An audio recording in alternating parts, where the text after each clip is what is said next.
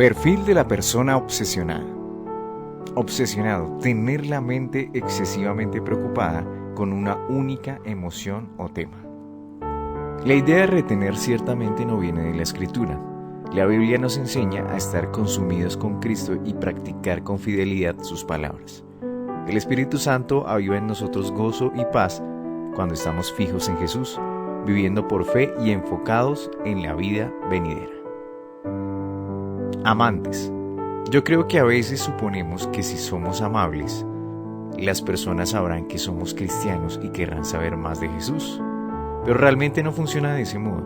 Conozco a muchas personas que no conocen a Cristo y que son personas realmente agradables, más agradables y más divertidas con quienes estar que de hecho muchos cristianos que conozco. Tiene que haber más en nuestra fe que amistad, educación y hasta bondad. Jesús enseña en el Evangelio de Lucas.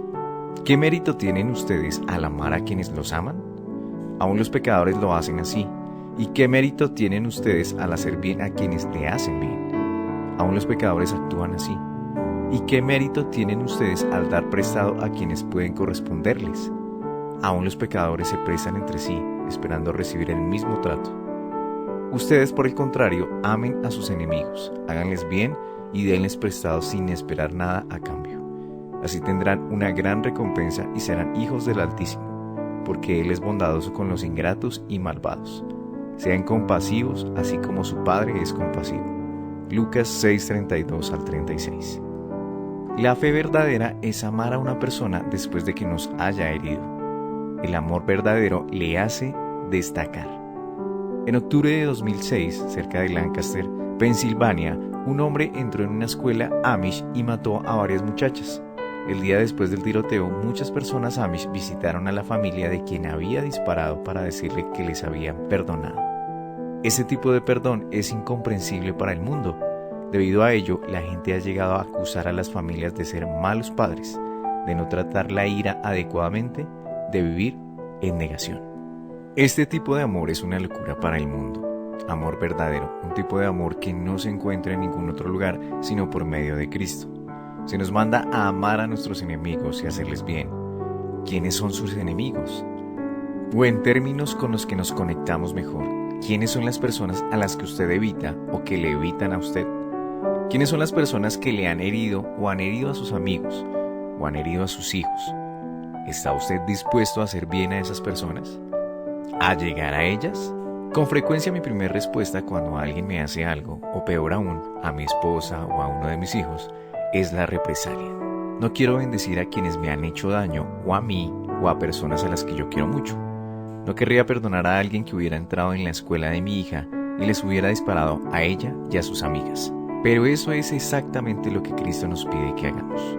Él nos manda que demos sin esperar nada a cambio. Más adelante, en Lucas, Jesús dice: cuando des una comida o una cena, no invites a tus amigos, ni a tus hermanos, ni a tus parientes, ni a tus vecinos ricos. No sea que ellos, a su vez, te inviten a ti y seas recompensado. Más bien, cuando des un banquete, invita a los pobres, a los inválidos, a los cojos y a los ciegos.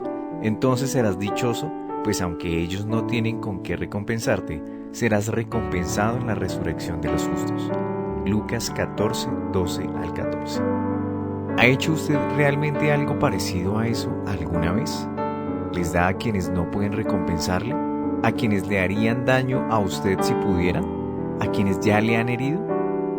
Ese es el amor de Cristo. Él nos dio algo por lo cual nosotros nunca podremos recompensarle y luego nos pide que sigamos dando como Él da. Friedrich Buechner escribió The Magnificent Defeat, la magnífica derrota. El amor por los iguales es una cosa humana, de amigo a amigo, de hermano a hermano. Es amar lo que es amoroso y adorable. El mundo sonríe. El amor por los menos afortunados es una cosa hermosa. El amor por quienes sufren, por quienes son pobres, por los enfermos, los fracasados, los antipáticos. Eso es comparación y toca el corazón del mundo. El amor por los más afortunados es una cosa rara. Amar a quienes tienen éxito donde nosotros fracasamos. Regocijarnos con envidia con quienes se regocijan. El amor de los pobres por los ricos, del hombre negro por el hombre blanco. el mundo siempre se queda perplejo por sus santos. Y luego está el amor por el enemigo, amor por aquel que no te ama sino se burla, amenaza e infringe dolor, el amor del torturado por el torturador. Ese es el amor de Dios, conquista al mundo. Las personas que están obsesionadas con Jesús dan libre y abiertamente sin censura. Las personas obsesionadas aman a quienes les odian y a quienes no pueden devolverles ese amor. Correr riesgos. ¿Acaso no hemos hecho todos la siguiente oración? Señor, oramos para que nos guardes seguros mientras viajamos. Te pedimos que nadie resulte herido en este viaje. Por favor, guárdanos seguros hasta que regresemos y haznos regresar con seguridad. Oramos en el nombre de Jesús. Amén. Las palabras exactas pueden variar un poco, pero es la oración estándar que recitamos antes de salir para viajes, misioneros, retiros, vacaciones y viajes de negocios. Estamos consumidos por la seguridad, obsesionados con ella en realidad.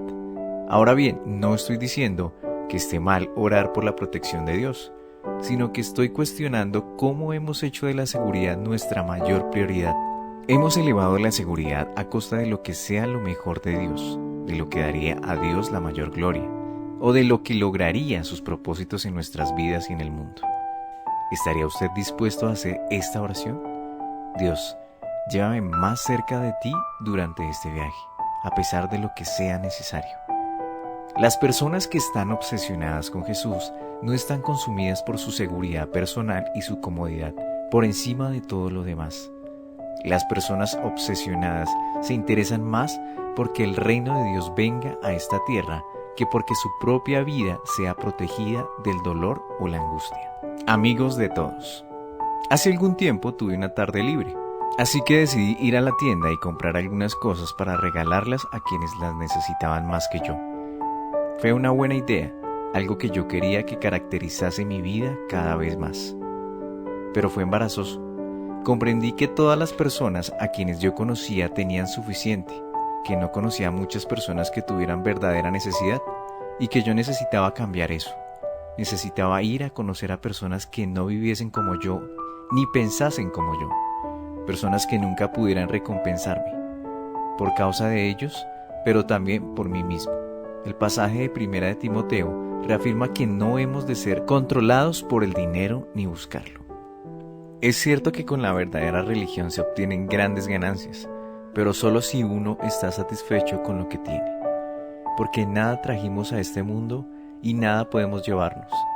Así que si tenemos ropa y comida, contentémonos con eso. Los que quieren enriquecerse caen en la tentación y se vuelven esclavos de sus muchos deseos. Estos afanes insensatos y dañinos hunden a la gente en la ruina y en la destrucción, porque el amor al dinero es la raíz de toda clase de males. Por codiciarlo, algunos se han desviado de la fe y se han causado muchísimos sinsabores. Tú, en cambio, hombre de Dios, huye de todo eso y esmérate en seguir la justicia, la piedad, la fe, el amor, la constancia y la humildad. Pelea la buena batalla de la fe. Haz tuya la vida eterna, a la que fuiste llamado y por la cual hiciste aquella admirable declaración de fe delante de muchos testigos. 1 de Timoteo 6, 6 al 12. Las personas que están obsesionadas con Jesús viven vidas que la relacionan con los pobres de un modo u otro. Las personas obsesionadas creen que Jesús habló con tanta frecuencia del dinero y los pobres porque era realmente importante para él. 1 de Juan, versículo 2, 4 al 6 y Mateo 16, 24 al 26. Locos. Algunas veces siento que cuando tomo decisiones que son remotamente bíblicas, las personas que se llaman a sí mismas cristianas son las primeras en criticar y decir que estoy loco, que estoy tomando la Biblia demasiado literalmente o que no estoy pensando en el bienestar de mi familia.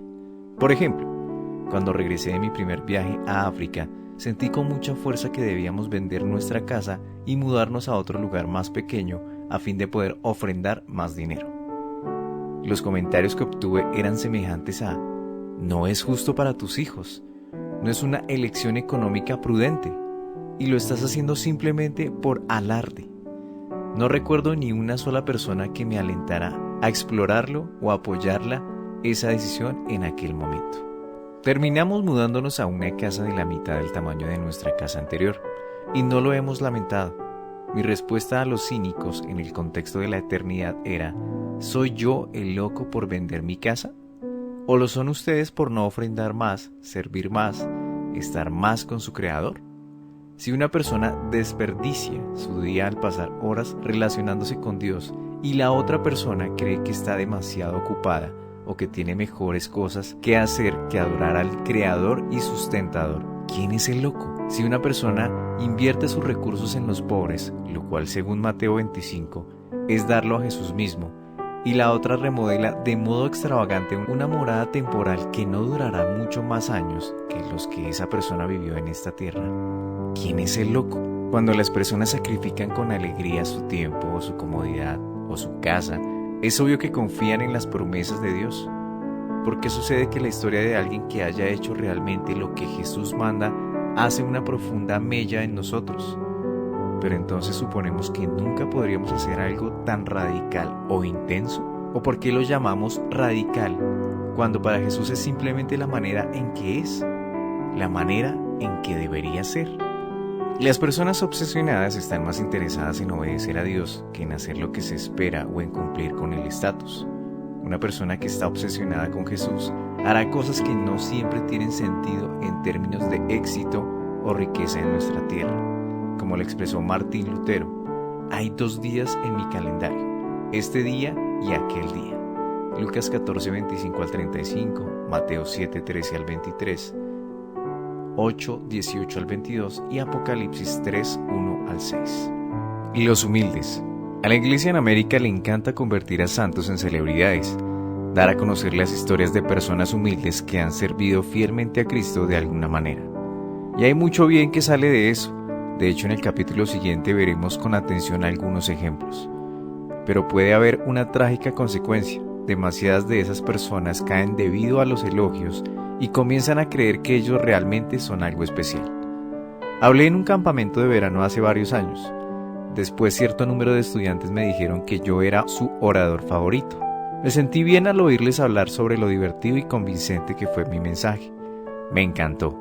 Regresé a mi cuarto y le di gracias a Dios por ayudarme a hablar también. Unos 3 minutos después de haber comenzado mi oración me detuve. Comprendí que los estudiantes estaban hablando sobre mí y no sobre Dios. Yo estaba delante de un Dios santo y robándole la gloria que era legítimamente de Él. Es una posición aterradora en la que encontrarse. Dios dice: yo soy el Señor, ese es mi nombre. No entrego a otros mi gloria, ni mi alabanza a los ídolos. Isaías 42:8. Es el orgullo, claro y simple, el que evita que le dé a Dios toda la gloria y me guarde parte para mí mismo. Es una batalla que todos peleamos de cierta forma u otra, algunos de nosotros diariamente o hasta cada hora. Una de las maneras que conozco para luchar contra el orgullo es mediante la oración enfocada. Lo que quiero decir es que antes de decir ni una sola palabra a Dios, tome un minuto e imagine lo que sería estar delante de su trono mientras ora. Recuerde las visiones de Juan en Apocalipsis y de Isaías. Recuerde de los muchos relatos de personas que entran en la presencia de Dios y como siempre eso hizo que las personas se postraran con temor. Y luego comience a orar. Una persona que está obsesionada con Jesús sabe que el pecado de orgullo es siempre una batalla. Las personas obsesionadas saben que uno nunca puede ser demasiado humilde y por eso buscan ser ellos menos conocidos y que Cristo sea más conocido. Mateo 5:16. Siervos. Como compartí en anteriores capítulos, yo solía estar motivado por mi temor de Dios. También solía trabajar duro para demostrar que estaba comprometido con Dios. Ahora tengo un tremendo temor y reverencia a Dios, pero eso no me motiva. Ahora trabajo duro para servir a Dios, pero no es para demostrar mi devoción. Ahora creo que estoy realmente enamorado. Quizá eso le suene a usted sensiblero, pero no se me ocurre otra palabra más apropiada de decirlo. Si un muchacho estuviera saliendo con mi hija, pero no quisiera gastarse el dinero de la gasolina para venir a recogerla, o se negase a invitarla a cenar porque le resulta demasiado caro, yo cuestionaría si él está realmente enamorado de ella. De igual manera, cuestiono si muchos estadounidenses que asisten a la iglesia están realmente enamorados de Dios, porque son muy indecisos a la hora de hacer algo para Él. Las personas que están obsesionadas con Jesús no consideran el servicio como una carga. Las personas obsesionadas se gozan al amar a Dios amando a su pueblo. Mateo 13:44 y Juan 15:8. Mis ojos se llenan de lágrimas cuando pienso en algunos de los hijos de Dios que he tenido el privilegio de conocer en los últimos años. Son personas con familias, con sueños, personas que son creadas a imagen de Dios, tanto como usted y yo. Y esas personas están sufriendo. Muchas de ellas están enfermas, algunas hasta moribundas, mientras viven sus vidas en casas que no son ni siquiera consideradas lo bastante aceptables para nuestras mascotas. No estoy exagerando. Gran parte de sus dificultades y su sufrimiento diario podría aliviarse con acceso a la comida, a agua potable, a ropa, a un cobijo adecuado o a atención médica básica. Yo creo que Dios quiere que su pueblo, su iglesia, cubra esas necesidades, a ocuparse de los pobres y de quienes no pueden ayudarse a sí mismos. La parte loca sobre el corazón de Dios es que Él no solo nos pide que demos, Él desea que amemos a quienes tienen necesidad tanto como nos amamos a nosotros mismos. Ese es el núcleo del segundo gran mandamiento, amar a tu prójimo como a ti mismo. Mateo 22:39. Él está pidiendo que ame tal como le gustaría que le amasen si fuese su hijo quien estuviera ciego por beber agua contaminada. Que ame como le gustaría que le amasen si usted fuese la mujer sin techo que se sienta fuera de la cafetería. Que ame como si fuese su familia quien viviera en la chabola hecha de cartones y chatarra. Quienes no asisten a la iglesia tienden a ver a los cristianos como personas que toman y no como dadores. Cuando los cristianos se sacrifican y dan generosamente a los pobres, esa es verdaderamente una luz que brilla. La Biblia enseña que la iglesia ha de ser esa luz, esa señal de esperanza en un mundo cada vez más oscuro y desesperanzado. Mateo 5:16 dice: hagan brillar su luz delante de todos, para que ellos puedan ver en las buenas obras de ustedes y alaben al Padre que está en el cielo. Las personas que están obsesionadas con Dios son conocidas como dadoras, no como guardadoras. Las personas obsesionadas piensan genuinamente que los demás importan tanto como ellos y están particularmente atentos a las personas pobres en el mundo. Santiago 2:14-26. Residentes. La mayoría de estadounidenses y aún más de los que vivimos en el sur de California piensa demasiado en la vida en la tierra. Gran parte de nuestro tiempo, de nuestra energía y de nuestro dinero son canalizados hacia lo que es temporal.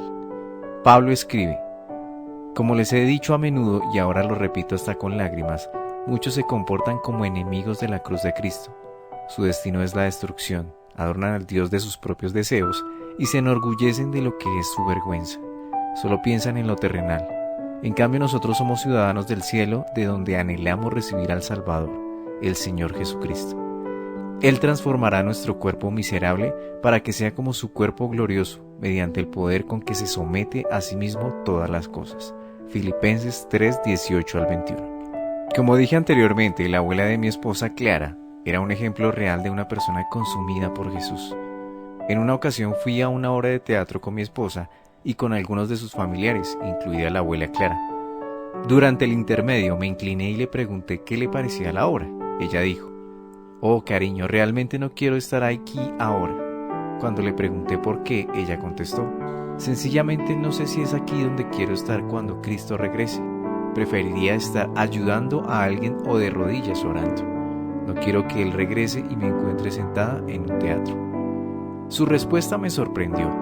Si somos llamados a mantenernos despiertos, Mateo 24:42, pero es extraño ver a alguien que se somete en serio a ese mandamiento y muchos otros. De hecho, es más que extraño, causa convicción.